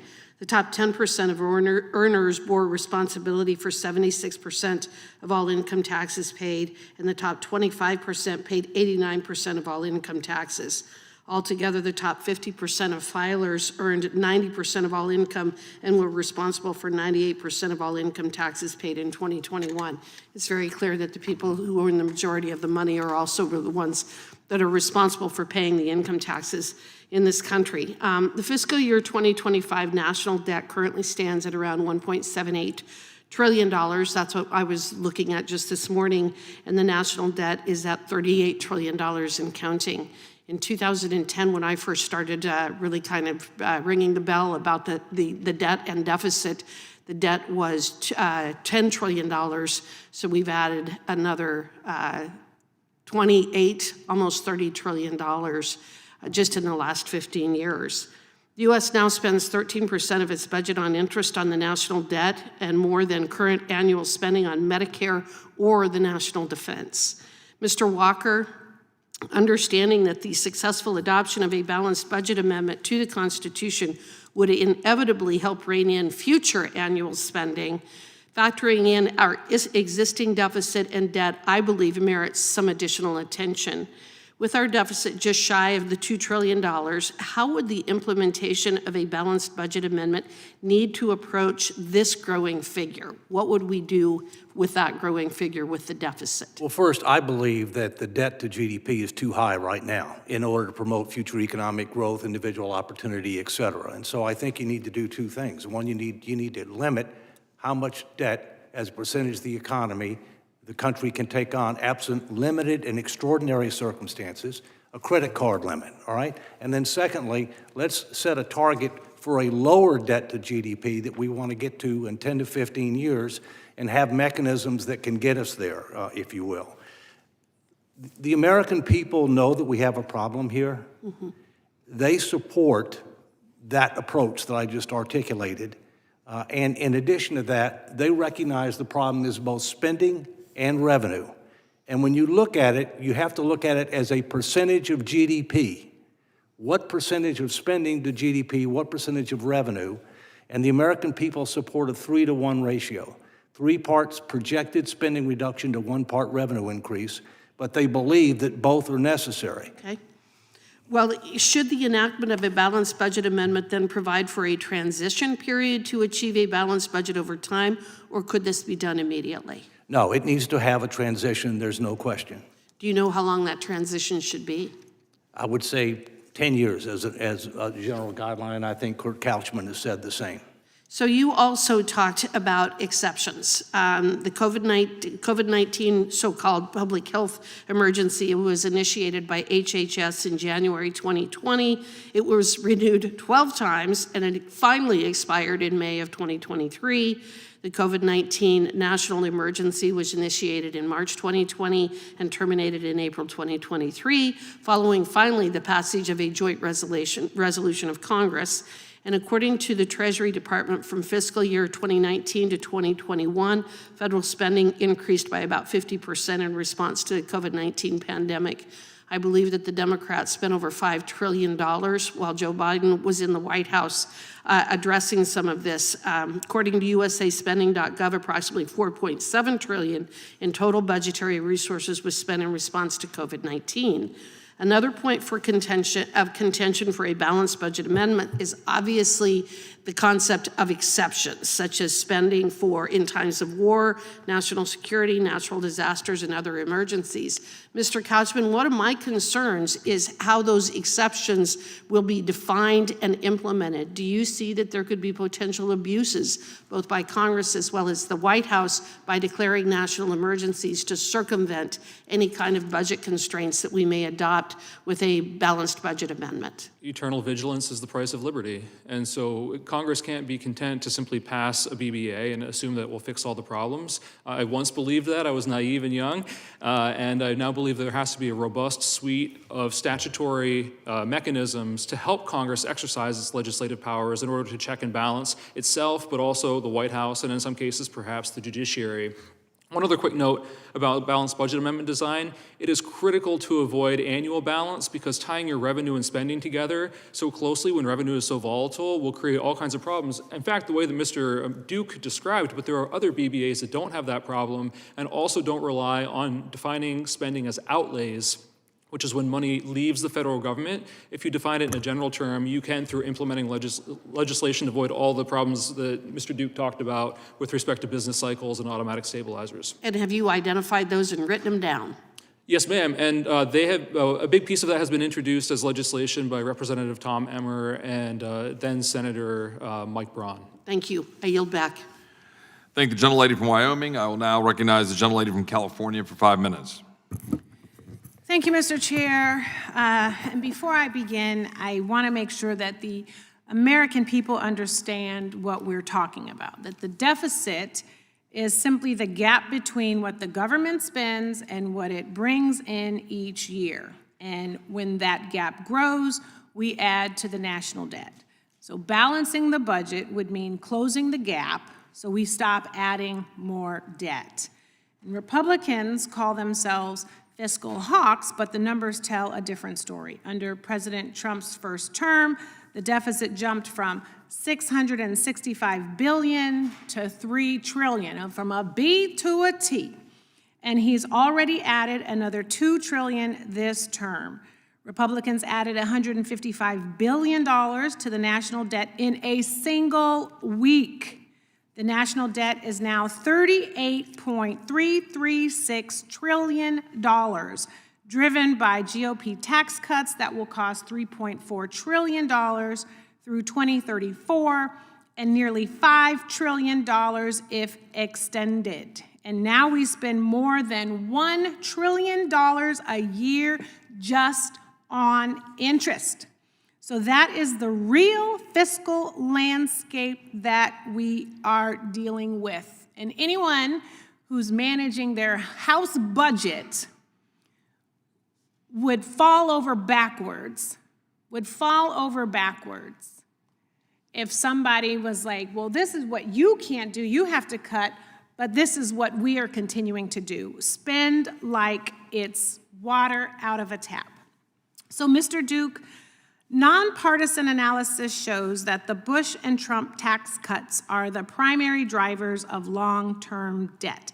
They will cost $3.4 trillion through 2034 and nearly $5 trillion if extended. So how central are these tax cuts to the debt trajectory we are on right now? Right. So basically, the debt would not be growing anymore if we reversed those tax cuts or if they hadn't happened. So one analysis by a former colleague of mine calculated that of the increase in the debt to GDP ratio since in the 21st century, over half is attributable to the Bush and Trump tax cuts. Over half. The rest is, emergency spending like COVID and things like that, but over half is attributable to those two policy choices. Okay.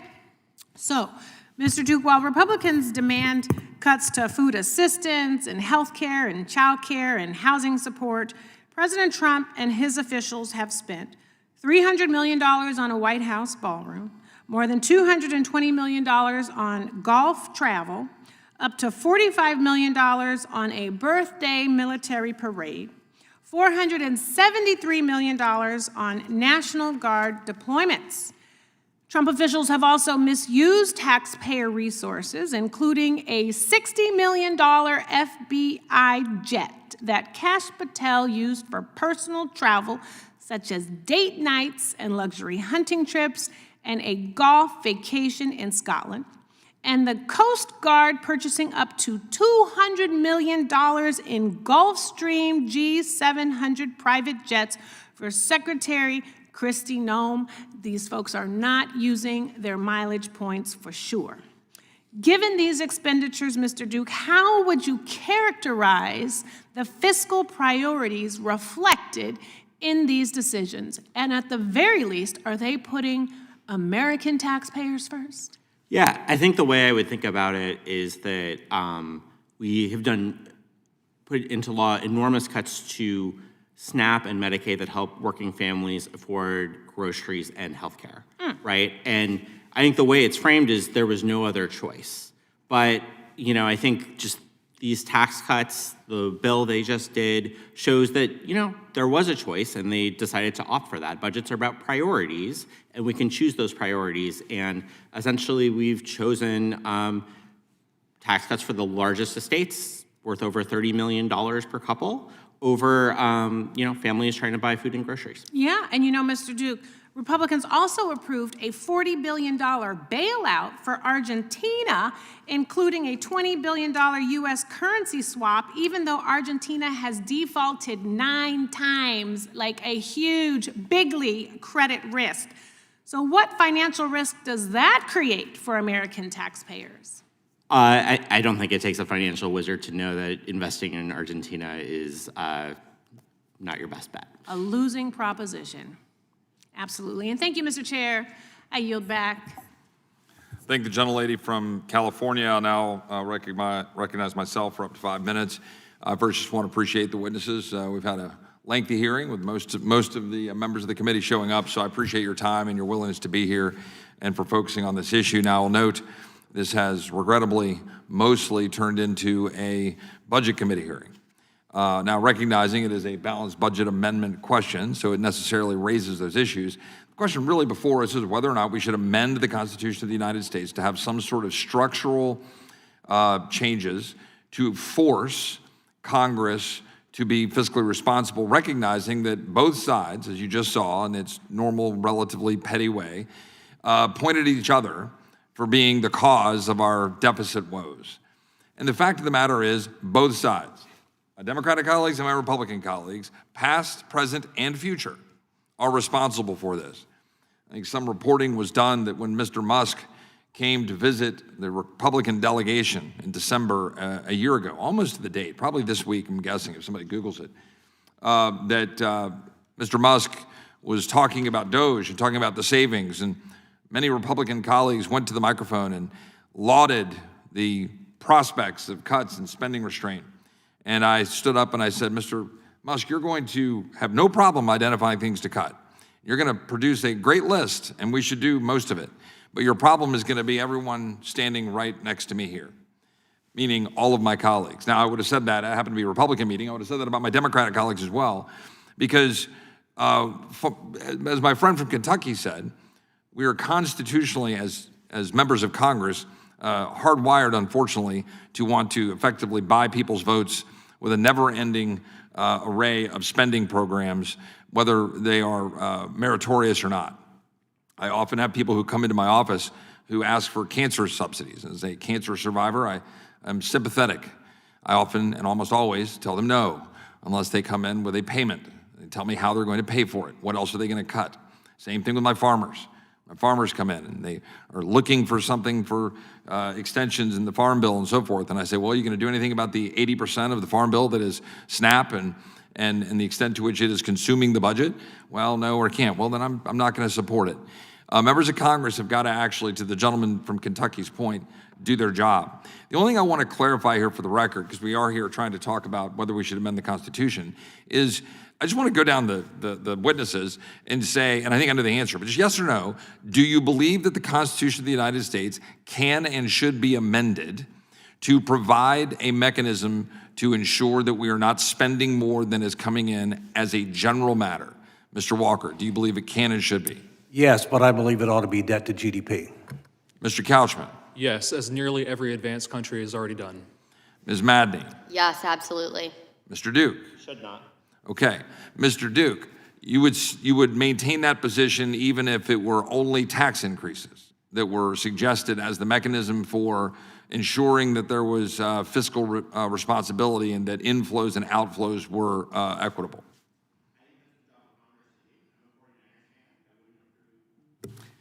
That's the job of Congress to do. I'm a 49ers fan. I wouldn't approve of a law that said 49ers win the Super Bowl each year. So, I mean, I at least appreciate the consistency that you're saying that it shouldn't be put in place even for tax increases as opposed to spending restraint. But what I would question then is, and I don't even debate the merits of whether or not Congress is shirking its responsibility on an annual basis. I would only point out that it has done so for effectively eternity. And so the question here is, on behalf of the American people, what do we do about it? Because, as Mr. Massey said, it's like, well, elect better people. Well, we never have. We elect 435 people to members of Congress who do the same thing every Congress, which is spend more money than we take in revenues.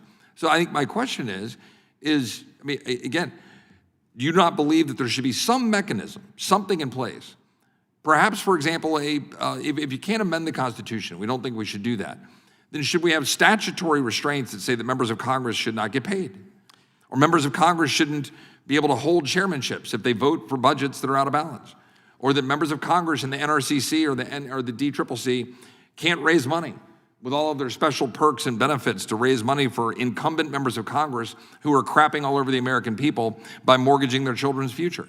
Is there anything that we can or should do as Congress to restrain Congress from racking up deficits? I think Congress has to want it. I think your colleague, Mr. Massey, laid it out, that it's on the members of Congress to do it. For example, I think of statutory pay-go, right? Where we have a law that says if you increase the deficit, automatic across-the-board spending, it always gets waived. I get it, but we do this all the time. And I'm not going to go too far over my time. I'm trying to be indulgent to my colleagues, so I'll give myself a few more seconds. But we've done that over and over and over and over and over and over and over again. I know, but that's why we're here. And I can sit here and I can ask these guys questions. I know what their answers are going to be. I know what your answers are going to be. The point here is we didn't have an actual debate about amending the Constitution to try to achieve something. Or in the absence of amending the Constitution, is there something this body, the United States Congress, can do to stop doing what we're doing, which is killing our country with interest piling up around the ears of our children? And if the answer is only that we've got to look in the mirror and be better, I agree. But we never do. We don't. And those of us that are dying on the Hill, trying to fight on the spending restraint, it's literally like pulling teeth to get discretionary spending held flat while we try to grow the economy out of it and deal with the fact that mandatory spending has gone from what? 4% in 1962 to what? 24% now of the overall GDP? And discretionary has gone from about 12% to 6% over that time? Mandatory spending is consuming it. Now, I've gone a minute over. I would just say, look, I appreciate the witnesses coming in. I appreciate their expertise. I appreciate my colleagues. I would suggest that we have got to do something to stop mortgaging our children's future. And we've got to stop pointing across at each other and saying, well, you did it and you did it. It's just simply not true. My Democratic colleagues give Clinton credit for the 90s, but want to ignore welfare reform and ignore Republican Congress that came in 94, 95. So with that, I've used up my time. Does anybody have any consent requests? Gentle lady from California. Well, I don't have a consent request. Well, then. But I just want to say something to you. Okay. Okay, yeah. So I just want to commend you on your comments and rules on the SCORE Act, okay? And then second, I do want to say that I do think some districts try to elect better people. I do think that. But really, I want to commend you. You mentioned petty in your comments. And I was thinking, I want to commend you, Mr. Chair, for discouraging any petty, caustic, childish outbursts in this hearing. I just want to thank you. I think the gentlelady, I do think we owe it to the future generations to actually solve this problem, and we're not. And so if we want to amend the Constitution, let's have that debate. If we don't, let's come up with another solution. With that, I will do whatever I'm supposed to do to conclude the hearing. This concludes today's hearing. We thank the witnesses for appearing before the subcommittee. Without objection, all members will have 5 legislative days to submit additional written questions for the witnesses or additional materials for the record. Without objection, the hearing is adjourned.